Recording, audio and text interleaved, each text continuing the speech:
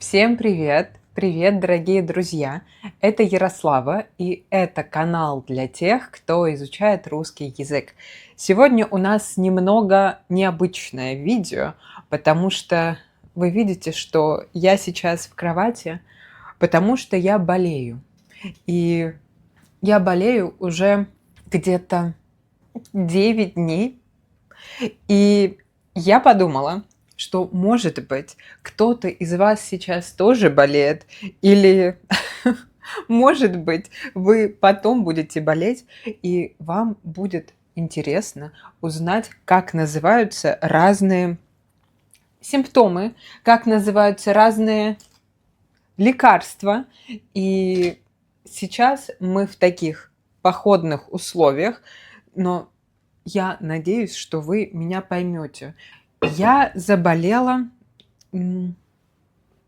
на прошлой неделе. Сейчас среда, и я болею уже 1,5 недели, как минимум. И сейчас я чувствую себя уже хорошо. Сейчас я чувствую себя уже адекватно. У меня уже почти нет симптомов, и поэтому я могу записать видео. У меня есть еще немного симптомов. Например, вы можете слышать, что я говорю в нос, потому что у меня еще заложен нос. У меня еще немного есть кашель и немного болит горло, поэтому я иногда могу делать так или могу кашлять, но это уже нормально. С этим уже можно жить. В начале болезни, когда я только начала болеть, у меня всегда начинают болеть глаза. Я чувствую, что у меня глаза становятся очень сухими. У меня сухие глаза. Поэтому я сразу начинаю использовать капли для глаз и просто капать глаза. Потому что очень дискомфортно. Такая сухость в глазах. Очень сложно смотреть на экраны, очень сложно смотреть в телефон или работать за компьютером, потому что начинают болеть глаза. Потом у меня сразу начало болеть горло. И я не могла говорить несколько дней. Теоретически я, конечно, могла говорить, но это было очень-очень больно. В горле было ощущение першения.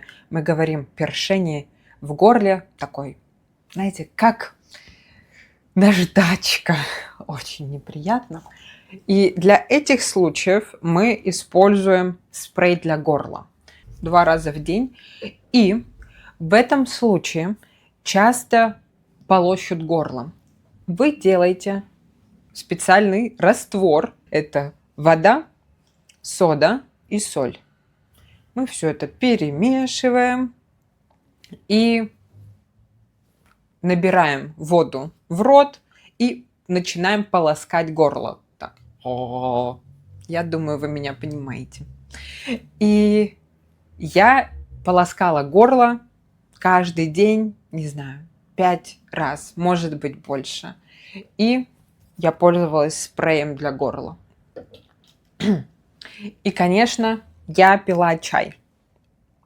Потом, потому что у меня сильно болело горло, было очень трудно есть и очень трудно глотать еду, поэтому я пила разные бульоны и готовила супы, чтобы было проще есть.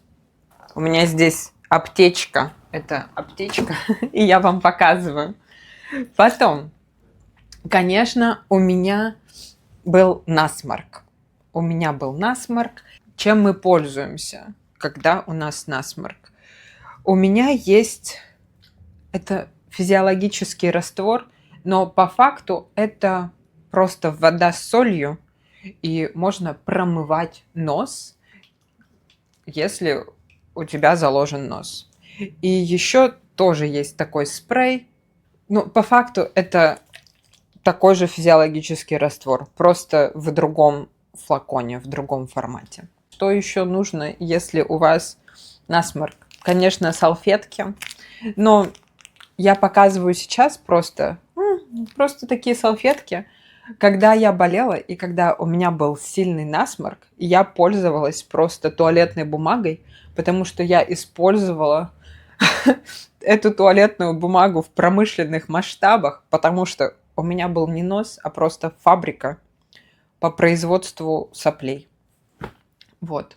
И целый день я просто промывала нос, полоскала горло, пила чай. Потом у меня поднялась температура. Вы когда-нибудь видели такие градусники? Смотрите, у меня есть градусник. Вот. Фокусироваться кто-нибудь будет, нет? Вот. У меня есть ртутный градусник, там ртуть. И это такой, знаете, советский градусник, который нужно трясти, чтобы ртуть опустилась вниз.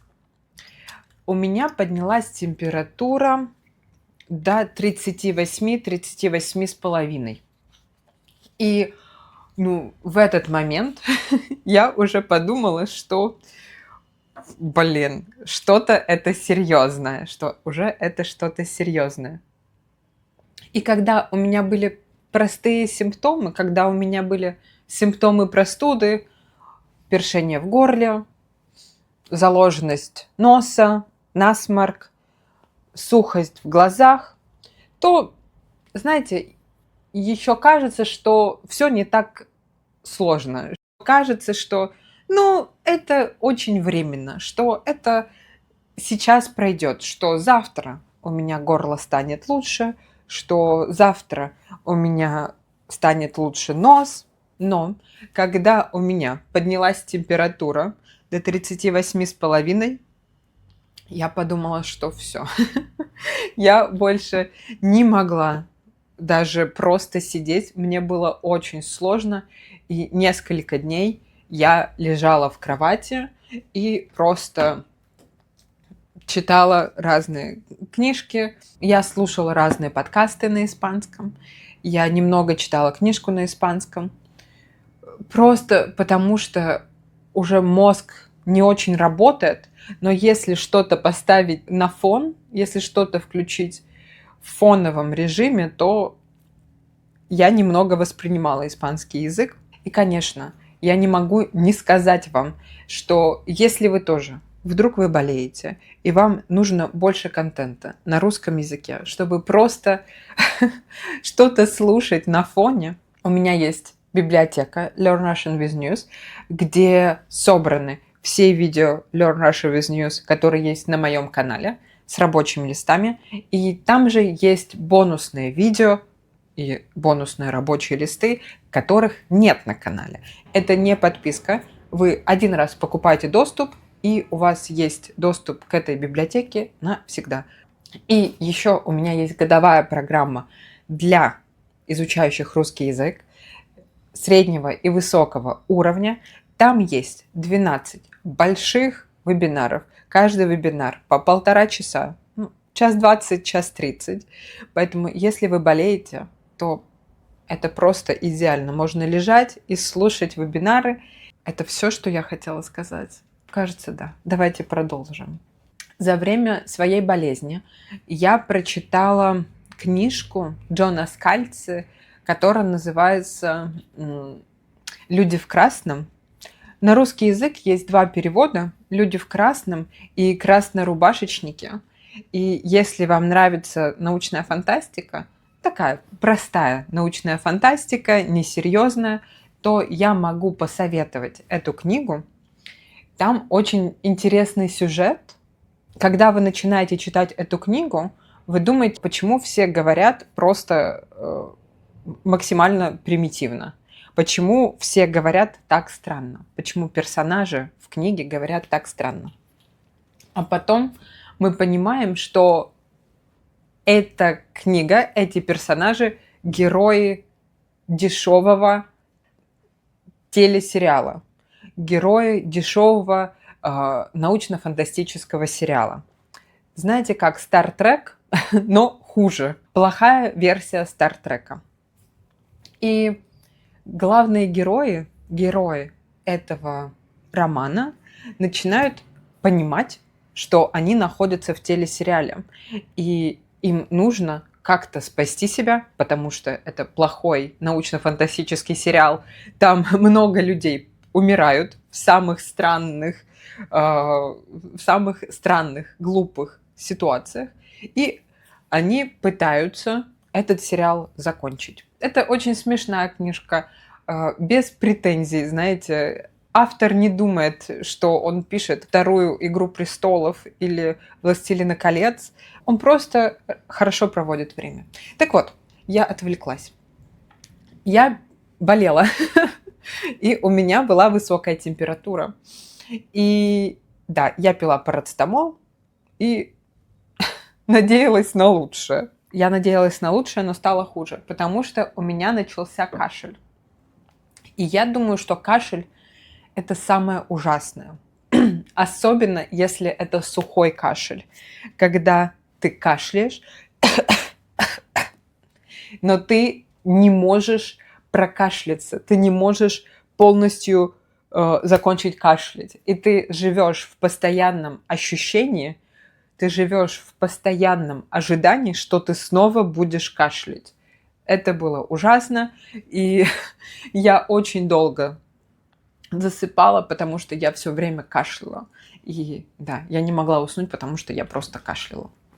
Но потом, со временем, мне становилось лучше, симптомы становились слабее, и, в принципе, я думаю, что я уже практически 100% здорова. Я думаю, что я здорова на 92%. Мне нужно еще немного, еще 8%, и я буду 100% здоровой. В принципе, это все, о чем я хотела сегодня поговорить.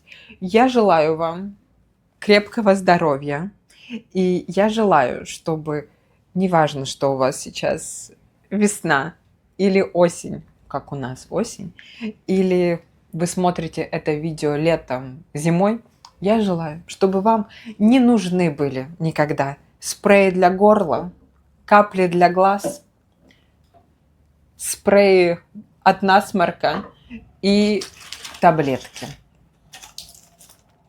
Я желаю вам здоровья и до скорых встреч. Пока-пока.